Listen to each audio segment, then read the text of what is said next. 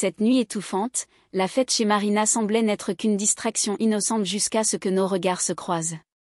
Je n'imaginais pas que cet instant révélerait un secret impossible à cacher, changeant mon destin et me forçant à faire des choix que je n'aurais jamais pu prévoir. Entrer à l'université a été un tournant décisif. Après des années d'études, de privations et de nuits blanches, me voici, une jeune de 18 ans prête pour un nouveau chapitre. J'étais loin de chez moi, de mes amis et de ma zone de confort. Le campus était grand, animé, plein de personnes différentes, et je sentais que c'était le début d'un voyage de découverte de soi. Entre l'anxiété d'être acceptée et le désir d'apprendre, je ressentais une euphorie, celle qui venait enfin de réaliser un rêve. Les premiers jours, j'ai commencé à explorer chaque recoin de l'université. Les cours étaient intensifs et les horaires serrés. J'ai rencontré de nouveaux camarades, mais je ne semblais vraiment intéressé par une amitié. Les conversations restaient toujours superficielles jusqu'à ce que je rencontre Marina. C'était une fille joyeuse, confiante, avec une énergie contagieuse. Marina m'a abordé dès le premier jour de cours, me demandant si j'avais trouvé la bonne salle. Et depuis, nous sommes devenus inséparables. Marina était totalement différente de moi. Tandis que j'étais plus timide et réservée, elle parlait à tout le monde, et chaque conversation semblait être une aventure pour elle. Avec Marina, chaque moment était imprévisible, pour cette raison même amusant. Elle connaissait chaque coin de la ville, chaque endroit intéressant à visiter, et adorait me raconter des histoires sur les événements les plus amusants et les fêtes de la ville. En peu de temps, j'ai commencé à me sentir moins comme une étrangère et plus comme partie de l'endroit. C'est un vendredi que Marina m'a invitée à une fête chez elle. Elle a dit que ce serait une petite fête juste pour se détendre et oublier les examens pendant quelques heures. L'idée m'a enchantée et j'ai accepté immédiatement. J'avoue que j'étais anxieuse et curieuse de voir où Marina habitait.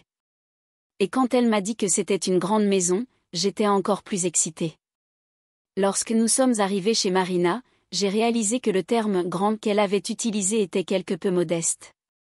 En réalité, c'était un manoir luxueux, avec un jardin bien entretenu, une énorme piscine, et une architecture imposante.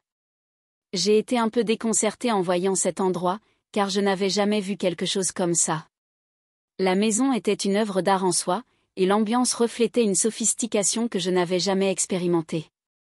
Marina a remarqué mon émerveillement et a souri, comme si elle était habituée à voir cette réaction chez les gens.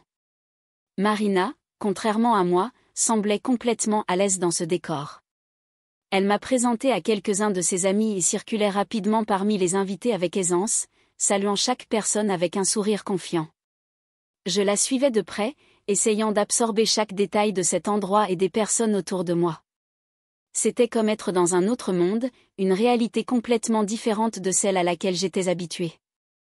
La soirée était agréable, et les invités étaient répartis autour de la piscine et dans les espaces intérieurs de la maison, tous conversant et riant. Marina m'a emmenée à l'extérieur où il y avait des tables décorées avec des lumières délicates et des décorations florales. Là, les invités se rassemblaient en petits groupes avec des boissons à la main, conversant joyeusement pendant que Marina me présentait à quelques personnes. Je commençais à me détendre, sentant que je faisais partie de cet univers, du moins pour une nuit. À un moment donné, mon attention a été attirée par un homme qui se tenait près du bar, conversant avec quelques invités. Il avait une posture élégante, avec un regard serein qui transmettait une sorte de sécurité. Je l'ai observé pendant un moment, me sentant curieuse. C'est alors que Marina s'est approchée, remarquant mon regard, elle a commenté en souriant, « C'est mon père ».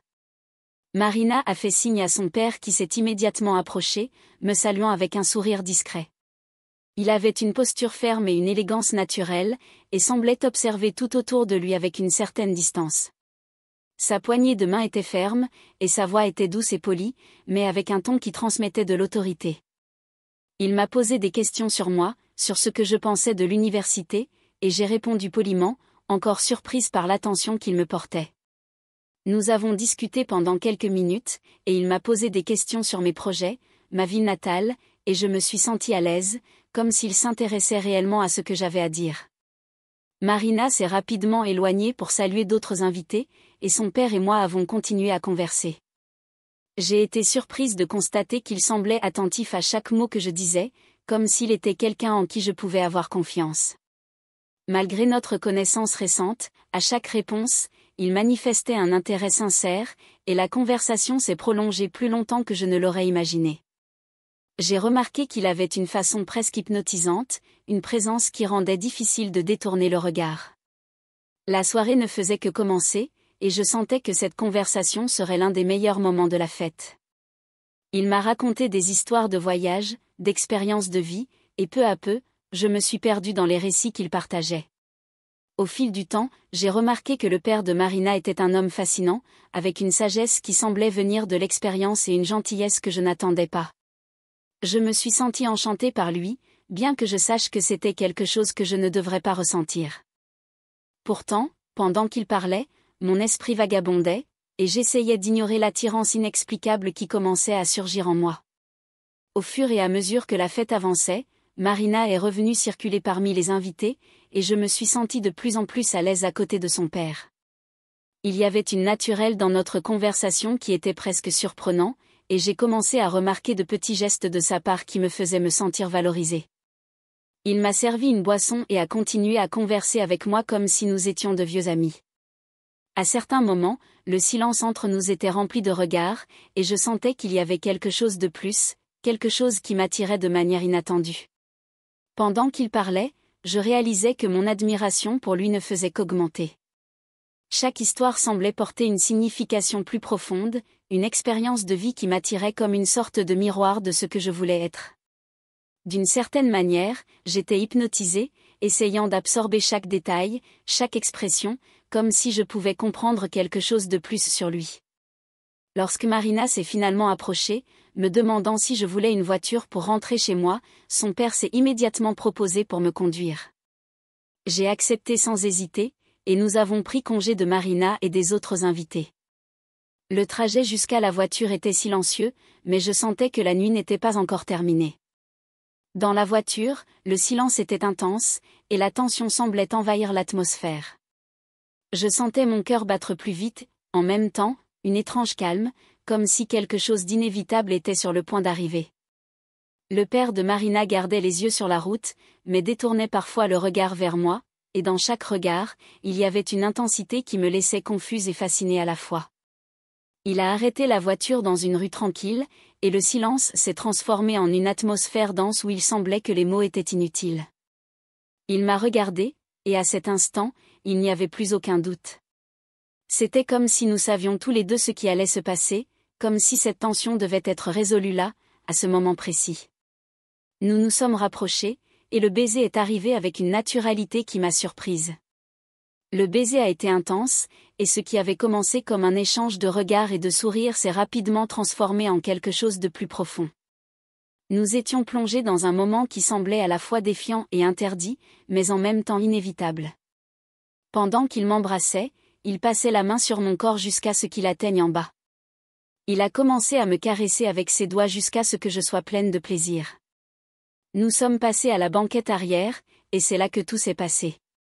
Il a enlevé mon pantalon, et après cela, il m'a pénétré fort et profondément, faisant des mouvements qui m'ont fait délirer. Nous sommes restés dans cette position pendant quelques minutes, jusqu'à ce qu'il libère son plaisir en moi. Après ce moment, j'ai ressenti un mélange d'émotions, surprise, euphorie et une légère touche de culpabilité. Il m'a raccompagnée chez moi, et quand je suis descendue de la voiture, je n'arrivais toujours pas à croire ce qui s'était passé. La nuit était devenue un mélange de rêve et de réalité, quelque chose que je savais que je garderais en mémoire pendant longtemps. Les jours qui ont suivi, l'impact de cette nuit a commencé à apparaître dans mon esprit et dans mon corps. J'ai essayé de reprendre ma routine, mais quelque chose avait changé en moi. Je me sentais différente, et chaque jour, un doute commençait à grandir en moi.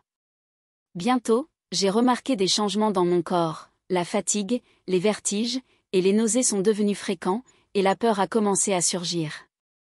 J'ai fait un test de grossesse, en voyant le résultat positif, je suis restée paralysée. Cet objet minuscule me révélait une vérité que je ne savais pas si je pourrais supporter. En un instant, mes rêves et mes plans pour l'avenir semblaient distants, presque inatteignables. Mon esprit était rempli de questions, mais la principale était, que faire maintenant ? Je savais que je devais lui en parler. Après quelques jours d'hésitation, j'ai finalement cherché le père de Marina. Je lui ai tout raconté, la voix tremblante pendant qu'il m'écoutait en silence. Son expression a changé et il a nié toute implication, affirmant que je devais suivre ma vie et ne pas insister le dessus. La froideur de ses paroles m'a frappé comme un coup. J'ai essayé d'argumenter en disant qu'il était la seule personne avec qui j'avais eu des relations depuis la fête, mais cela n'a servi à rien et l'a rendu encore plus furieux.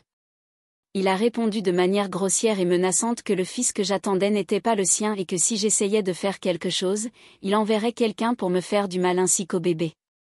Je suis sortie en courant de cet endroit, en sanglots, sans savoir où aller. Je me suis sentie seule comme jamais auparavant. Mon esprit était un mélange de peur et d'incertitude. J'avais un secret qui allait tout changer, et je ne pouvais faire confiance à personne. Les cours et les activités quotidiennes, qui étaient auparavant mon objectif, semblaient maintenant un fardeau. Chaque décision semblait une montagne, et je ne savais pas si j'avais la force de continuer seule. J'ai pensé à Marina, à comment elle réagirait si elle le savait. L'avenir semblait être un labyrinthe de choix, et je me sentais sans issue. Les conseils de ma famille, les attentes de mes parents, mes amis de l'université, tous formaient une toile de personnes qui pourraient me juger, et je sentais que j'étais piégée dans un secret impossible à révéler.